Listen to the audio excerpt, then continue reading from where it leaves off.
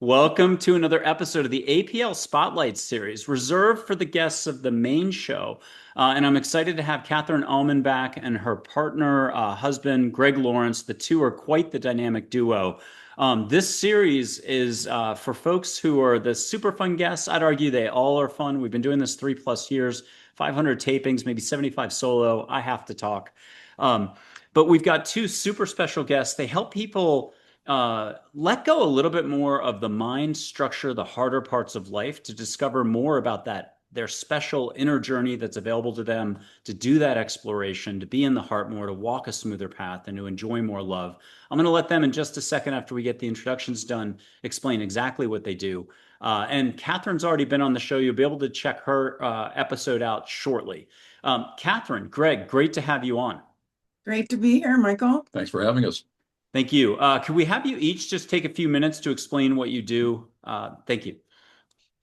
Well, I am a transformational and psychedelic integration coach. As a psychedelic integration coach, I help people process the journeys they've been through and at times prepare beforehand. The middle part, obviously for legal reasons, something they do on their own.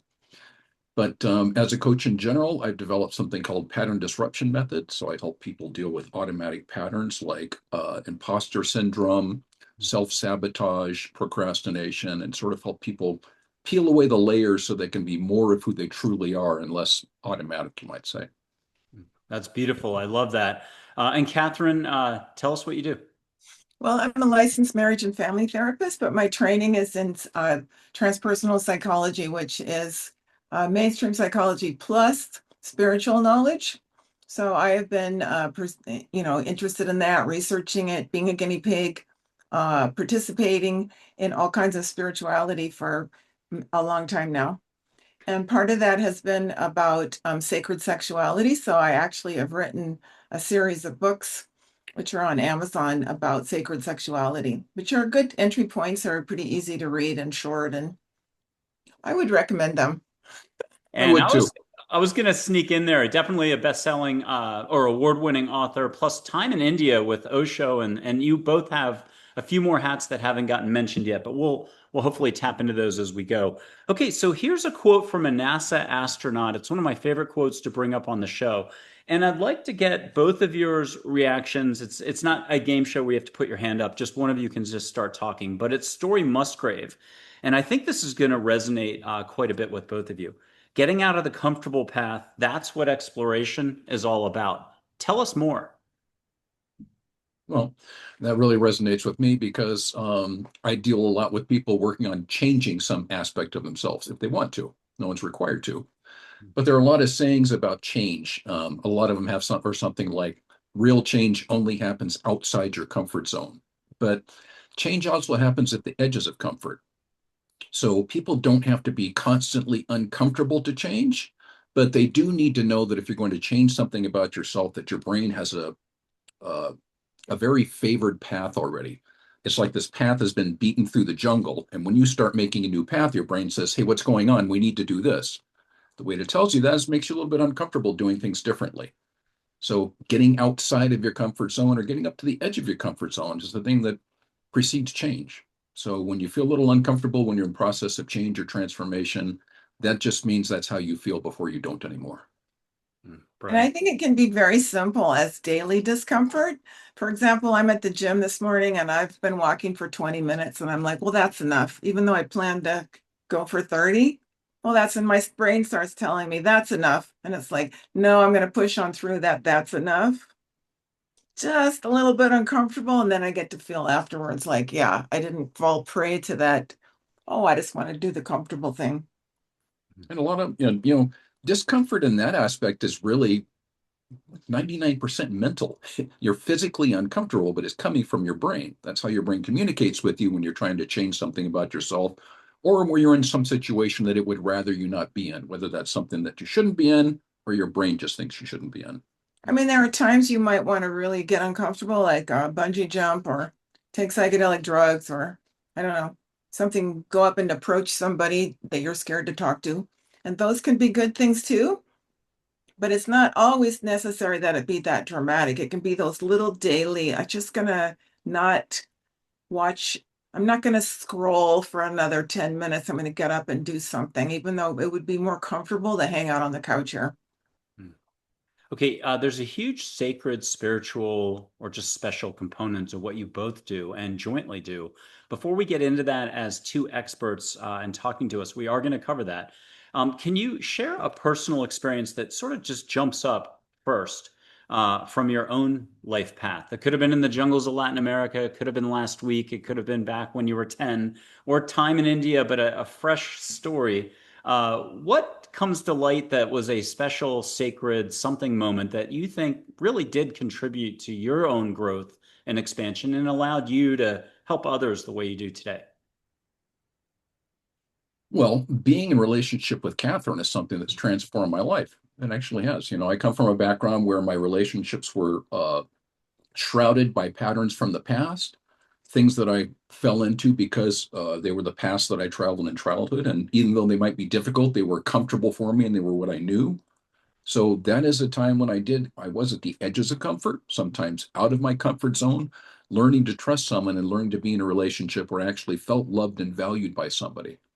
So that journey of meeting, falling in love with, and marrying this woman is something that's actually transformed me as a person. I don't think I would be here as I am if it weren't for that relationship. And I've done a lot of work on myself in different areas, but one of the reasons I'm sure you're going to mention that we do work with couples and we teach people about things like sacred sexuality and relationship. But another saying you hear all the time is you can't really love someone else till you love yourself first. And I don't believe that's true. I know Catherine doesn't either. There are things that only come up in intimate relationships. Some things only come up in your work relationships, something comes up in your family of origin, some things only come up in intimate relationships. And if you're waiting for those things to be resolved before you find the relationship that works for you, you might be waiting a long time. So part of a relationship is learning to work those things out in relationship. I would say for me, I was going to say something else, but since you brought this up, I'm going to say I went through this process in order to attract him, to meet him. I came to a certain birthday and I'm like, I don't want to go into old age being single or later age. And so I started pushing my comfort zone, which was I really like to stay home and read a book. I'm really kind of a private, intimate person. And I realized I'm probably not going to meet this wonderful man if I'm just never going out. And I was kind of socially shy. I mean, I could do business meetings if I needed to, but it wasn't my natural way of being. So I hired a coach who was specialized in how to go out and meet the opposite sex. And I did it. I pushed myself. I kept going out. I kept meeting guys. Because like the thing is, if you find someone attractive or interesting, then you're less likely to want to go up to them. So I just pushed myself to go up and talk to anybody I thought was interesting. And I got over a lot of that fear and reticence, and the world is kind of judging you or whatever. They are, but who cares? So I kept pushing myself to go out. And finally, when I met this wonderful man, I was able to talk to him and just we have been together ever since.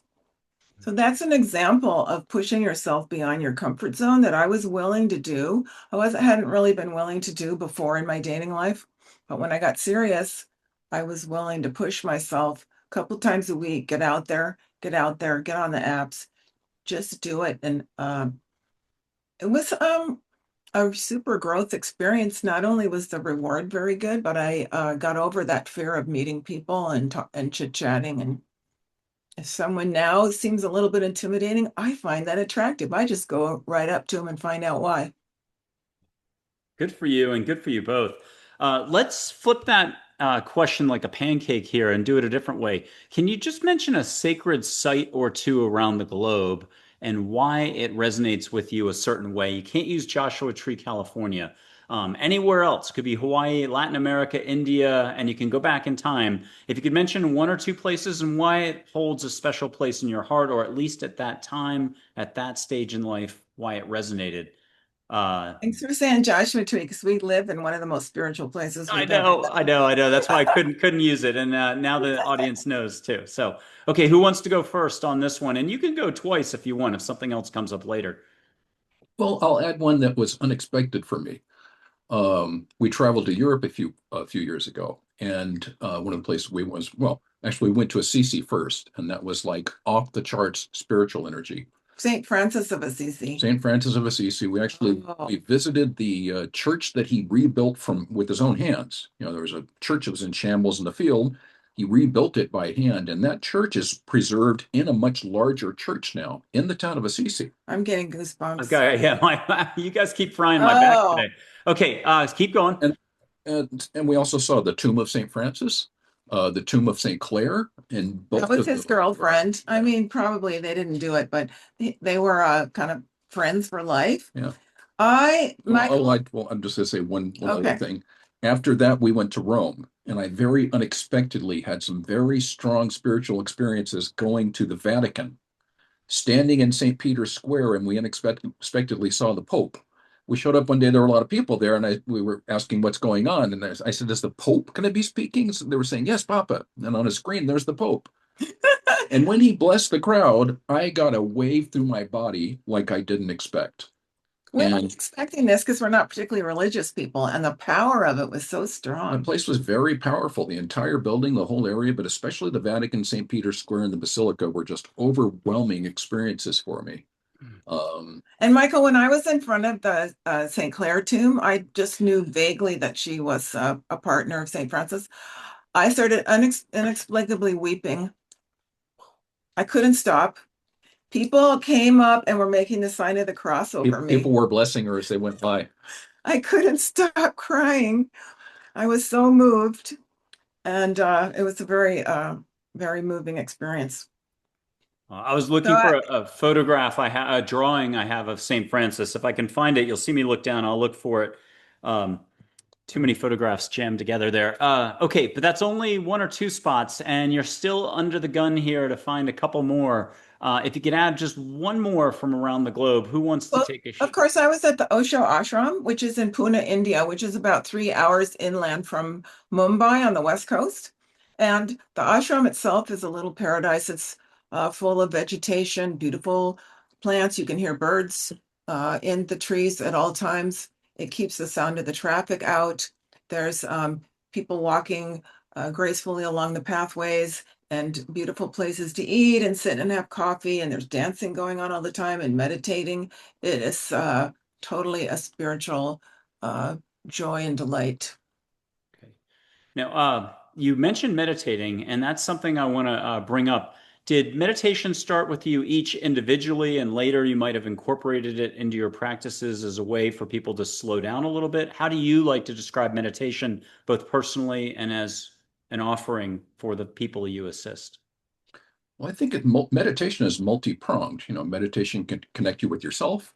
Meditation can help you de-identify with your thoughts. And depending on what you're using it for, meditation can help you train your attention span. You know, basic mindfulness meditation of watching your breath or some meditation object becoming lost. And this is where most people think that they're bad at meditating. They forget they're meditating, say, "Oh, yeah, I was meditating." They say, "I can't meditate because I have all these thoughts and I keep forgetting I'm meditating." Well, that's kind of the object. The moment that you forget you're meditating, you bring yourself back and remind yourself, "This is what I want." Your brain responds to that because you have to put a kind of a stamp on things to let your brain know what you want. And in that moment, when something happens, you tell yourself, "I like that. That's what I want." And your brain will start retraining your attention span to come back to what you're paying attention to. You know, people's systems are jacked up on dopamine these days. There's kind of a vicious circle of short form media feeding short attention spans, which need more short form media, which makes the attention span shorter. Mm. And I often use meditation with clients to help them retrain that attention span. But, you know, learning that your thoughts are just things that can go by without you having to think about them is something very important as well, because we're always going to have thoughts. Those are going to arise. It's what happens as a human, but we don't have to think about all those thoughts. That's where a lot of people get tripped up. So, And Catherine, yeah. I read something on social media, so I wish I knew who this quote could be attributed to, but it said that meditation is a daily practice of encountering the divine. I like that. I love that because that to me is, yes, it's very important to disidentify with the mind. You see our kitty walking back there? And but I think that touching in with the divine every day is really essential. And Me, it is. since we're talking about connecting to the divine, what's a personal experience? Don't share anything that you wouldn't share at a cocktail party, but what's a personal experience that was very profound? Again, meditating, dream time, lucid dream, waking, walking. You're at a waterfall in Hawaii. We just had one of those. What could you share that you're comfortable sharing? And it could be way back when. Greg? Hey, Well, deja vu with your cat. Did the exact same thing again. I feel like it's the It's actually Matrix. the other cat. Oh, you have two. Okay. I was like, it's the Matrix. It walked by yeah, twice. Okay. yeah, you didn't miss it going that way. Okay, Greg. What moment was pivotal in another way, and it just allowed you to allow for more, or that the universe can always surprise you or engage you, or there's always, something beyond what we think we know. Well, there was a moment I had probably about 11 or 12 years ago where I realized something that wasn't working in my life. And I realized that that thing was a thing that had been in my life for as long as I could remember, and I was chasing it myself. I was going after this thing. And when that happened to me, I had a moment of clarity that's hard to describe. I just saw everything. It was one of the times when I felt eternity. There was, for a moment, no such thing as a past and no such thing as a future. And I could really get, like Alan Watts had a description once that we're not really moving from room to room. We're here and the room keeps changing around us. Mm. And I really had the idea there, or the sense that all of the things that I was thinking were part of me or my life were really things that were contained in my experience. And that probably lasted, somewhere between a second and 100 years. I'm not sure exactly how long it was, but Very psychedelic type of experience, even though it wasn't psychedelic, right? right.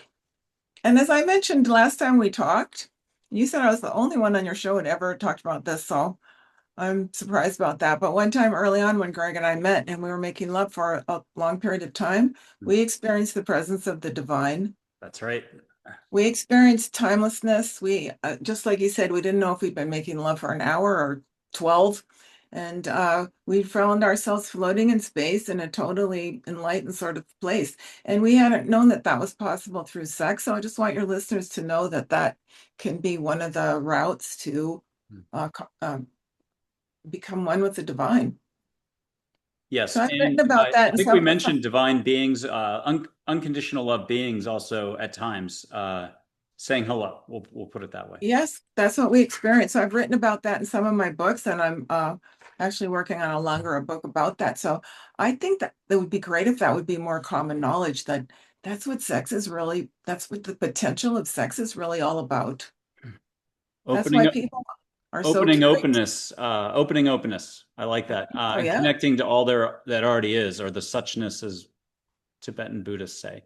I'm yeah. going to read a couple definitions of compassion. You don't have to come up with your own. There's trillions of layers of compassion, trillions of definitions, but I'd love to just kind of artistically see what arises from just a few definitions. These definitions come from angels, Jesus in the last 15 years. People do a lot of listening to figures and we rewrite the answers down, and they're usually very poetic or profound or sound very wise.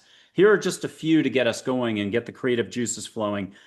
Jesus said, compassion is open eyes and open heart. Um, Archangel Raphael said, compassion is releasing fears and judgments. Abe, the Abraham of old, angel today, said he was a jerk as a human way back when. Said, compassion is not judging, taking action with no thought. Dale, another angel, said, compassion is just being and trusting the outcome to be of the highest intent for all. And just one more, Mac, don't call her Mackenzie, another angel, with a Pleiadian background to throw a wrench into everything. Compassion is treating every moment with the awareness of a newborn baby.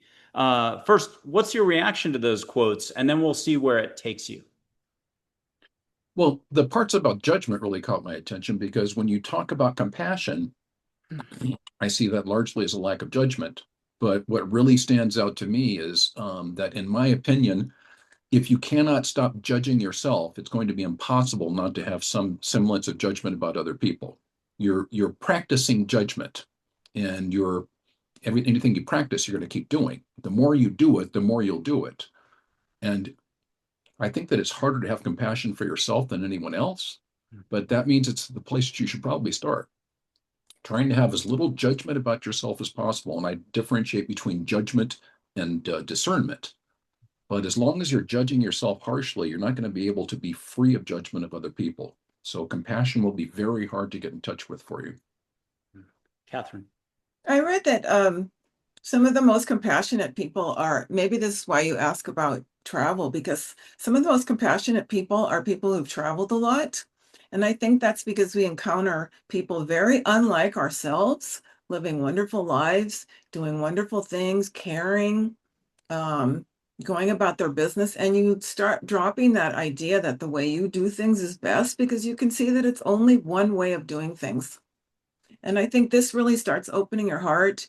The more that you travel, the more that you encounter people who, lovely people who are maybe not of your faith, not of your politics, maybe not of your, you don't like the way they look or whatever your judgment is. And you find out they're really wonderful people. And so you start dropping that idea and start having what I would call compassion, which means we're all in this together. We're all humans. Can you each just take us a step further and talk about unconditional love or the heart, or how just getting into the heart is the name of the game? Show love always. Tell us a little bit more. Go ahead. I think in our relationship, we've developed some techniques that we use that seem very simple when you hear them, but they work for us on a daily basis to really create this unconditional love, which is that we really thank each other all day long for everything. Thanks for cleaning up the breakfast dishes. Thanks for showing up and doing your work today. Thanks for that kind thing you said to somebody. There's this a constant sincere appreciation that's spoken. I think that creates unconditional love. There's both of us showing up, and if we have something to say, we say it. Both of us have been in relationships in the past where you don't say it and it just festers. Whatever you didn't say festers. Maybe I was upset that he was a little cranky this morning. And by the end of the day, I would be just like, I'm so mad at you. We just deal with that right when it happens. You're a little bit cranky. Oh, I'm sorry. Deal with it as it happens. I think those have been two little examples of techniques we do that seem not very important, but they create an atmosphere of unconditional love. Yeah, I totally agree because I like to say the only way to be the kind of person you want to be is to do the kind of things that that kind of person would do.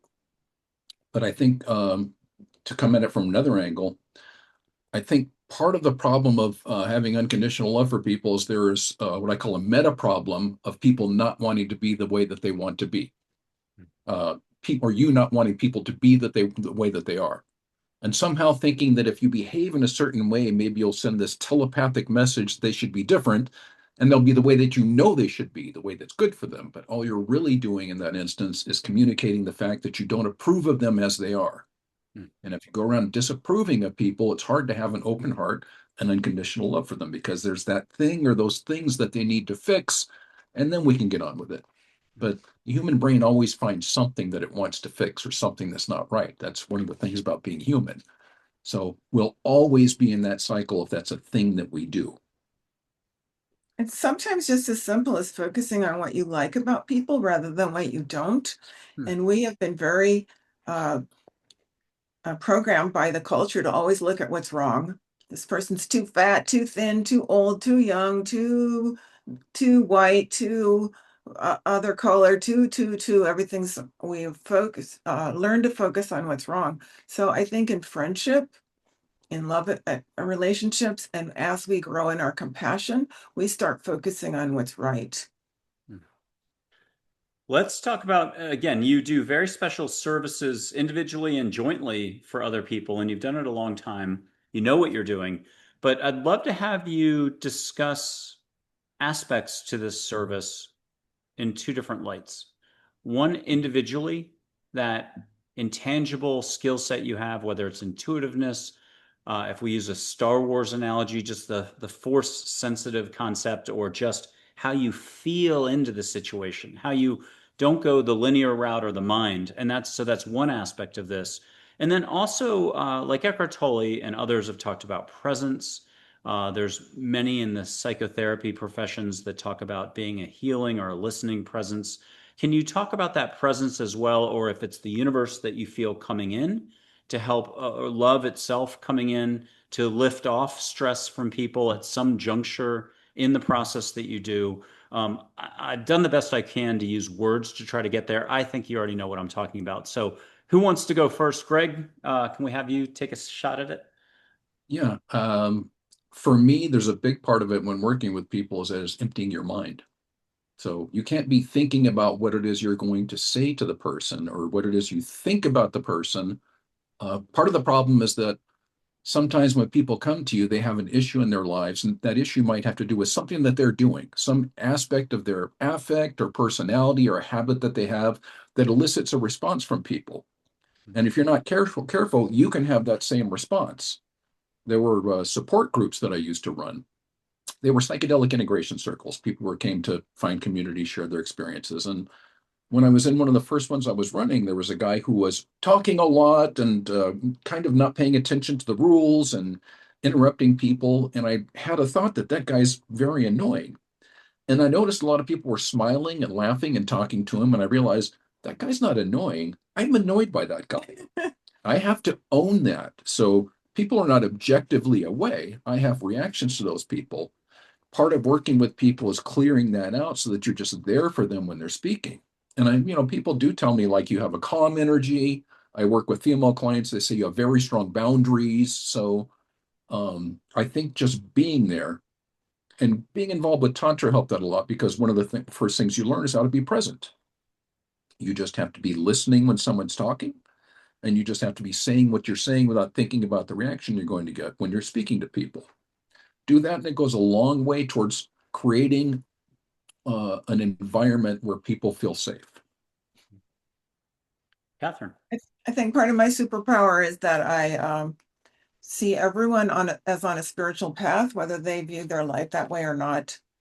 And I'm not trying to get them to believe that if that's not what they came for. If they just want help with what's the best way to take out the garbage in the morning, then I would help them with that. But I see it as part of a whole spiritual path. So I see it in a much broader light than they may actually see. And I see their potential is much greater than they actually see. So I remember once I was working with one of my mentors and he started laughing at me. I was saying some of my problems. He started laughing at me. I'm like, "You're laughing at me?" He goes, "Yeah, you think this is you? You think these problems are you? You're so much greater than that." And I always just remember that. Like I would never laugh at a client, but it is sort of that idea that these problems that we're dealing with on a spiritual level, they're just they're just small problems. It's not really this great essence that we're involved, that we're living in, this greater reality that we're living in. So I hold the clients in that regard. Uh, Another superpower I have is that I've been through all this stuff myself. I don't really understand therapists who didn't have a bad childhood. It's like having to heal myself of all that, having really terrible relationships before, and working through that made me ready to meet someone with, we don't really have a lot of problems in our relationship, but I had to do all that work myself. So having to do all that work myself, nothing really surprises me that much in terms of I'm not really afraid of people's pain because I've been there. I think those are two of my superpowers. One thing that my mentor taught us at one time, and that was that he said, I want you to imagine that you have a glass bottle like the size of a Sparkletts bottle, and just imagine there's a ship in there. You have to get the ship out. And you can't modify it in any way, and you can't break the glass, but you have to get the ship out. How do you do that? And everyone was kind of brainstorming, and no one can come up with it. How about if I do this? No, that's modifying it. No, you can't cut the glass. You can't do it. And he said, how did I tell you to put the ship in there? I thought, and someone said, you said to imagine there's a ship in there. He said, that's right. And people are going to come to you and they're going to say, I have this ship in this bottle. You have to help me get it out. And if you go looking for a hammer, you're going down the wrong road. You have to help them realize that while their experience might be real, what they think is a problem might not actually be a problem. Because they imagined putting it in there. Yeah. So it's helpful to remember that, and that no one really thinks they're wrong when they're acting some way in the world. They all have a reason, a justification. In some way, they think that they're doing something that is right for some reason. Okay, now the next one's a bit of a reach, and I'm going to buy as much time as I can for you. Might even tell a dad joke, but there are films, there are books, and there's special moments. Maybe it's literary festivals. I don't know. But there are certain experiences you've had, again, through a book, a film, that you think are great outside sources. So, not your own books. And we're going to get to that in a second. But, Catherine, you just referenced taking out the trash without knowing that, or maybe knowing, you referenced the movie Peaceful Warrior with Nick Nolte, Scott Meklowitz, Amy Smart, and it's based on Way of the Peaceful Warrior, Dan Millman. But where there's a scene with Nick Nolte, the sensei, an actual, I think, angel in that movie, by the way, where he's telling Dan, the gymnast who I can't remember if it was UCLA in real life in the late 60s, but in the movie, he's a world-class gymnast about to be and even go to the Olympics. Dan's getting frustrated and he's told to take out the trash. And Dan throws his broom down and he's fed up. And the sensei, Nick Nolte, is saying, no, the trash is up here. It's anything holding you back from being in your heart, being in the present moment. It's a beautiful scene.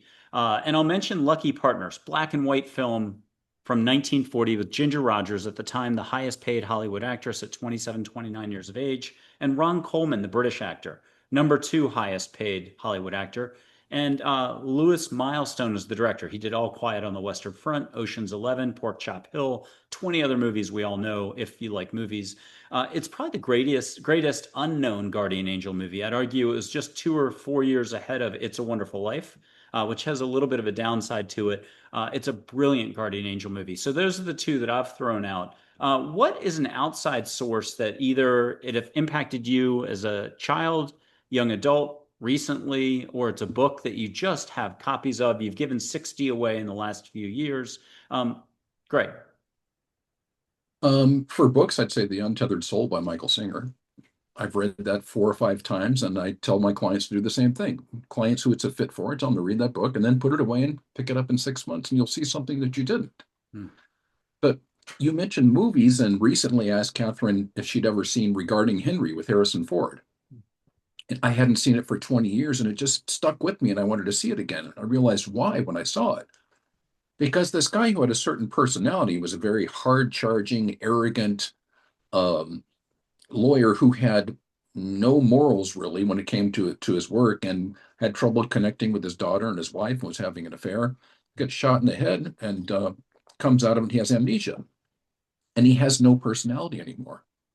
And I remembered watching this, something that Alan Watts said. He said, we don't come into this world knowing who we are. At some point, someone tells you, you're George. This is your family. This is how we are. This is what we like. This is what we don't like. These are the people we approve of. These are the people we don't approve of. And I realized watching that movie that guy's memory got wiped out, so his personality was gone. So what we think of as this hardwired personality we have is really mostly a collection of memories. And the funny thing was, when this guy lost all of that and he came back and he had the opportunity to be whoever he was, they immediately said, you're Henry.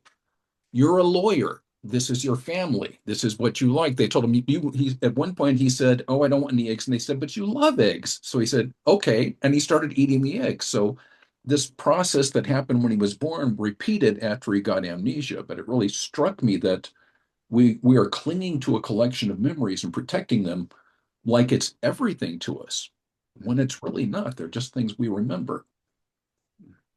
Catherine.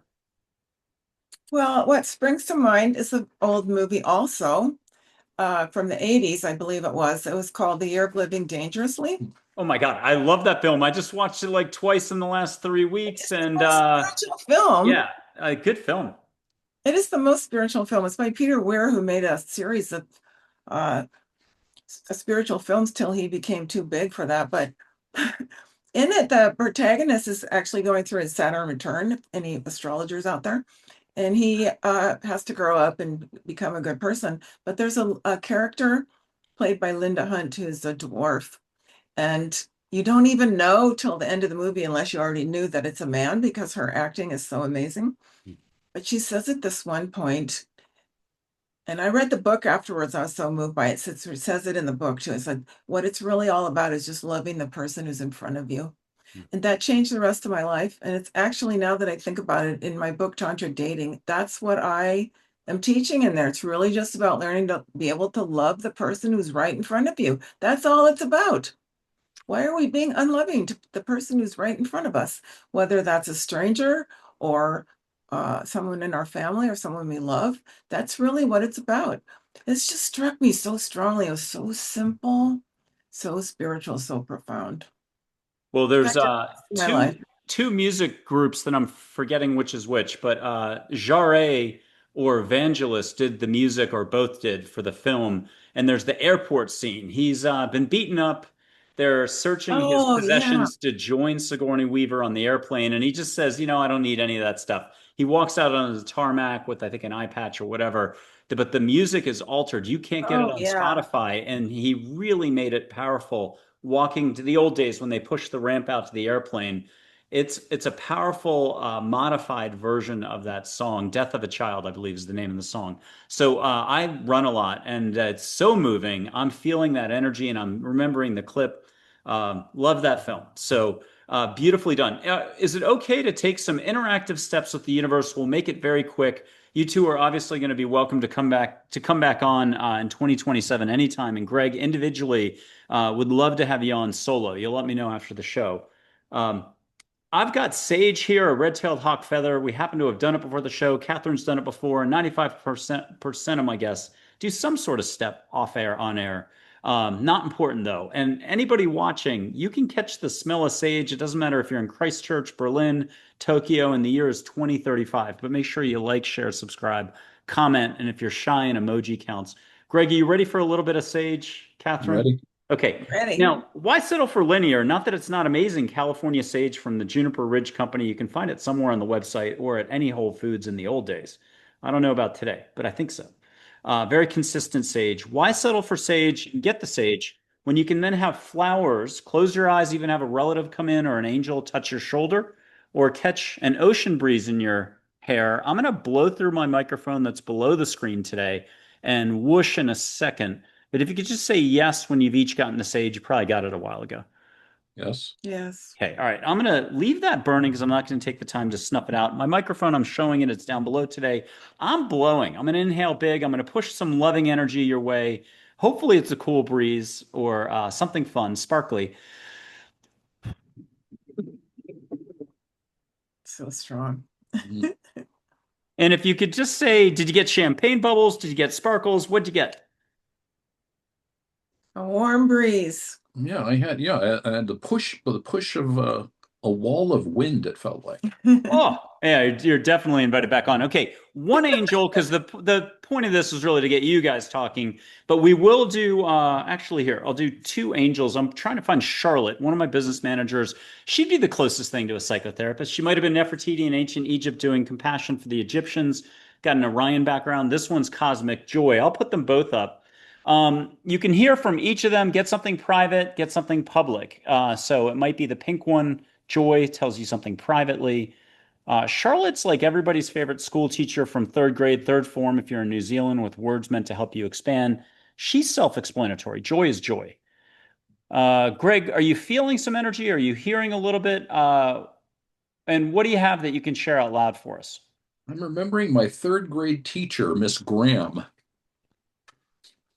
She had us paint a poster for the Vietnam War what was it called? Memorial. Moratorium. There was a day Oh, of moratorium, and she had us paint a poster. And I didn't realize at the time, I did later, the rest of the teachers hated her. She's a radical. She was, you know, she wore mini skirts and boots, and she was against the Vietnam War.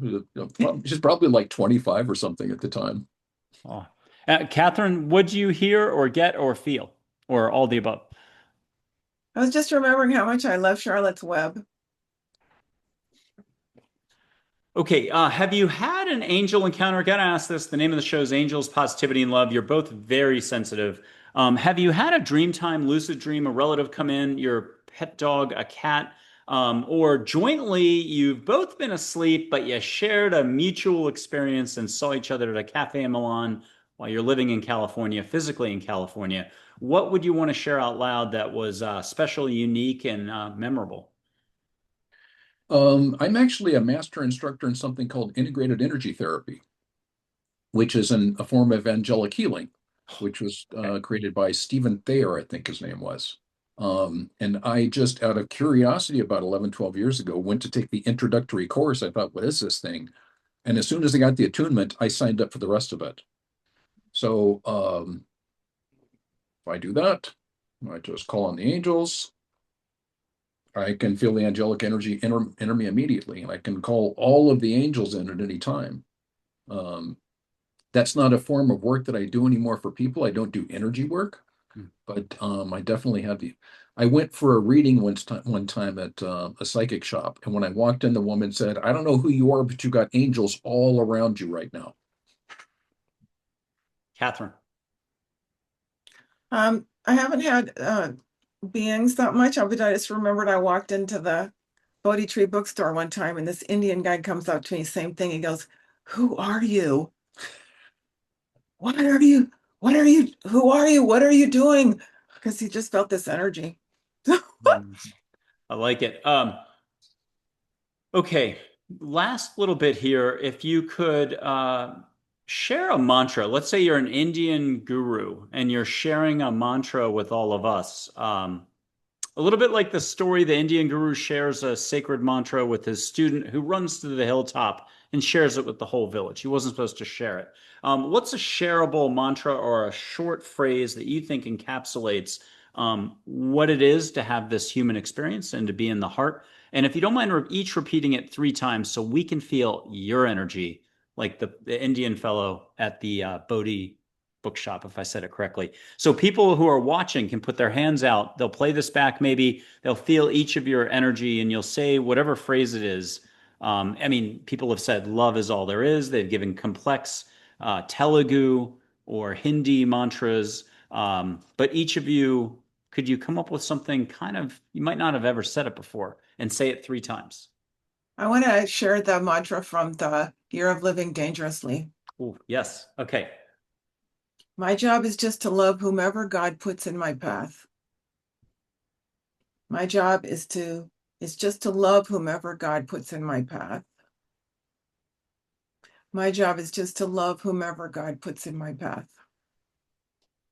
Truly beautiful, Catherine. Greg, no pressure to you, but she did ace it here. You are not your brain nor the thoughts it produces. You are not your brain nor the thoughts it produces. You are not your brain nor the thoughts it produces. Nice. And you're both super guru, excellent at what you do. You've been on shows before. Why don't you each close us out? But I'm going to do 5 random quotes to help jack things up a little bit, from Winnie the Pooh to Gary Zukav to whoever else it is. Maybe a quote from Obi-Wan Kenobi. So I'm going to buy a little bit of time before you do the closing statement, and then I'll thank you both. Um, Here's Gary Zukav's Seed of the Souls quote. You change the way that you shape the light which is flowing through you by changing your consciousness. Winnie the Pooh, some people talk to animals. Not many listen, though. That's the problem. But I'll add, and that's the opportunity for growth for us all. And then I'll still do another Winnie the Pooh quote. Piglet asks Winnie the Pooh, how do you spell love? And Winnie the Pooh says, you don't spell it, you feel it. All right, and one last one. This is my mushy one. I say it the most on the show in 3 years now, but I got to do it. It's a bunch of angels talking, if you could just picture it that way. Like 3 sentences here. Sometimes the person next to you or a stranger just needs validation via love and compassion. A smile changes any moment. So too does laughter or a few kind words. Be compassionate to all. Do it. Catherine, you're going to go first this time. Close us out, and then we'll go to Greg. So the person in front of you is the person that you can open your heart to and notice.